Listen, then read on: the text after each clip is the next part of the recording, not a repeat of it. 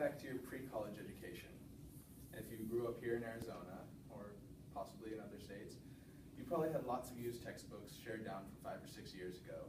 Teachers were stressed and tired from teaching 30, maybe 40 kids.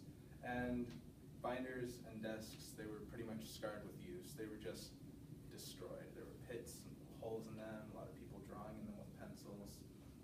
I remember these things growing up in Arizona all my life. I had them in my elementary school, my high school, junior high.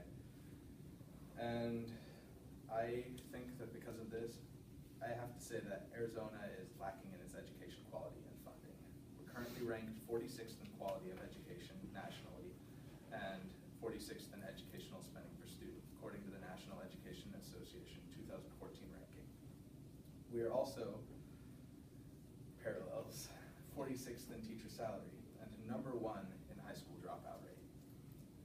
The key problems in Arizona's education system can be found in those three statistics: state funding for the schools, the inadequacy of teachers due to lack of funding, and the massive amount of student apathy, also attributable to parent failure. According to a study found in Wall Street Journal, we spend $7,558 per pupil on average, where the top-rated state of New York is spending $19,522. We get slightly over a third of the funding of the state that has the rating of 5th best education quality in the U.S. This does show that funding has a direct correlation to education quality, supporting the idea that Arizona's lower funding results in lesser education. Low spending per student often means that teaching methods are standardized in order to save funds, and teacher salaries are cut. This results in teachers being required to provide materials for their classes, such as books, films, and other supplies. This being coupled with Arizona being the 46th in teacher salaries, high student per teacher averages, results in deficiencies in the classrooms. Outdated textbooks that students have to share, tests that don't fully measure the skill of students because the teachers have to make them. They can't afford to buy real standardized tests. And even education films that have been outdated for years.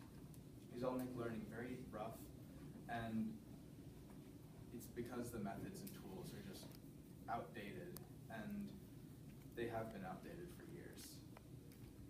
And the relevance is completely gone. You can watch an educational film about some mountain that erupted 44 years ago, and they've discovered new scientific evidence in the 6 years since the film came out, and the film doesn't cover it, obviously, because it's from the past. And this means right now in my geology class, I am not getting the education I need because the state cannot provide these movies that give an updated information. This provides little to no incentive for students to continue their education in any state. Apathy of students can be seen in an extremely high dropout rate with high school pupils. The dropout rate in Arizona is 7.8%, the highest in the nation. Student apathy has been steadily increasing as the value of education diminishes due to lack of funding. This is because lack of funding means diminishing quality in the schools, and every student sees that, and as they see that lack of quality, they start to, in their next generation, when they have kids, they don't see the purpose of sending their kids to school. And this is what I mean by it being attributable to parent failure. Parents are no longer seeing the quality of education, and they are seeing that education is no longer important due to that. And as students drop out, funding for school decreases, and the downward spiral just continues constantly. I'll leave you with just a few more thoughts. Low state spending per student results in flawed standardized education with too many pupils per teacher. Low teacher budget, especially for how many students they're teaching, and an increased apathy towards school and education due to this flawed system. Budget cuts in school are constant, often taking away from programs